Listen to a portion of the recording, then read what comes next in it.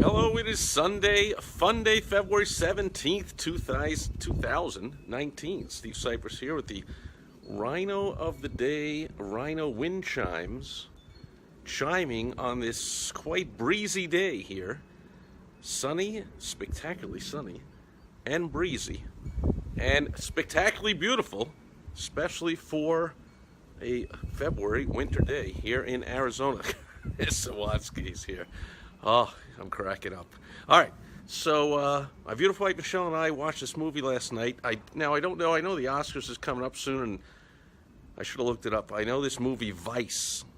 I don't think it's nominated for Best Picture because it wasn't that great a movie, but I think the star of the movie that played the vice president for George W. Bush, Dick Cheney, won some kind of awards, and he's nominated for a Best Actor for this because Hollywood, loves when people do these realistic roles and really get into it. He gained some weight, it looks like, and really did a great job in the role of kind of mimicking Dick Cheney, the grumpy penguin type rah, rah, Dick Cheney. And also, of course, Hollywood hates anything conservative, so he's probably a front runner for this thing because they'll love to celebrate the fact that this is a completely anti-conservative movie. But it's even more than that. As I watched it, not only was it obviously hating everything conservative, but it had a lot of insights, based on a true story, but of course behind the scenes, who really knows what goes on. But it had a lot of insights into all the anti-Trumpism by all the establishment folks in every party, on every side of the aisle, and whatever. There was lines in there like, it's George W. Bush's turn. He's next in line. Dick Cheney, you're not next in line. This guy is, and this and that. No kidding. It's why all the establishment hates Trump, because Hillary was next in line. She's supposed to be the president. What are you doing coming in out of nowhere? Don't be doing that. You're messing up Washington, D.C.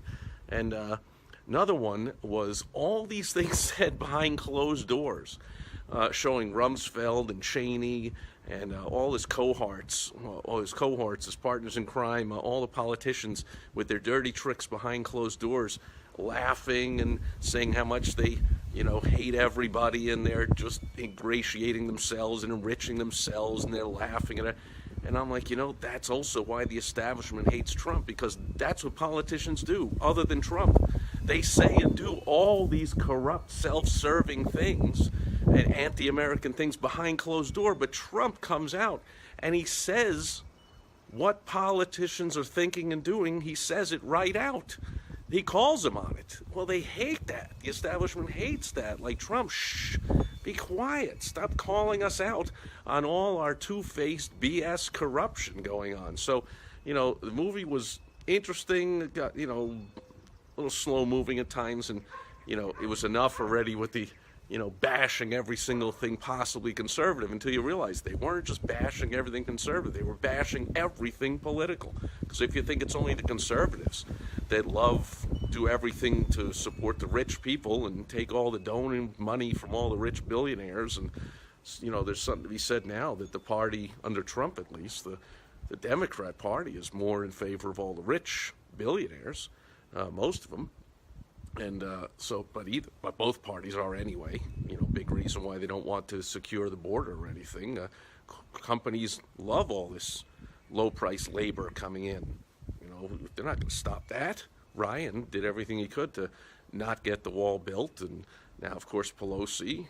She's in California, and she's in liberal land, but she's also in the land of all kinds of labor being needed by these immigrants, picking all the vegetables and all that kind of stuff, doing all the farming in California. So it's both sides that are on this corrupt aisle.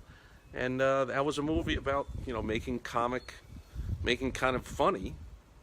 But if you thought it was just funny against conservatives, you're not looking at it right. It was, kind of disgusting to see, but that's kind of how everyone understands. That's how Washington, D.C. is. Remind me of House of Cards show. Same thing. And I think that president of House of Cards was a Democrat. It doesn't matter if they're Democrat or Republican. They're all corrupt, self-serving, lying, and then Trump comes right out and, says what he thinks, and everyone's like, stop with the tweeting and stop with all the, saying the truth. What's really going on? Trump says all kinds of ridiculous things, but 6 or 9 months later, it's like, holy crap, that was true. They were wiretapping him, and holy crap, and what the hell? Anyway, Brian Kurtz is here. Great seeing you, my friend. So that'll do it for Sunday Funday, my little Steve Sipress at the movies rendition. I hope you had an enjoyable and relaxing Sunday. Tomorrow, speaking of vice president, a political movie, who knew? Tomorrow's President's Day. I just found that out a couple of days ago. A lot of the world will use that as an excuse to take the day off, but entrepreneurs like me, a lot of us will take it as a day where we have less interruptions than normal, and we'll get a lot more done. I'll be working on a couple of big projects because I know I'll have less interruptions on what some people see as a holiday. I remember when I was a kid, there were 2 separate holidays, which I guess is twice as bad. 2 excuses for the slave labor working class people of the world to take days off for Lincoln's birthday and Washington's birthday. Now at least it's only 1. So enjoy your, quote, holiday tomorrow. But I'll be here, even though mail will not be hitting my mailbox, because I believe the post office people will not be working. But I've got a whole week full of stuff, and I'll be sharing that tomorrow with some tips on how you can make money specifically through the medium of direct mail. Interesting, Brian Kurtz is here, one of the world's top experts on making money through direct mail. So thank you for being here today on Sunday Funny. I'll catch you tomorrow on Direct Mail Monday. Over and out. Bye-bye.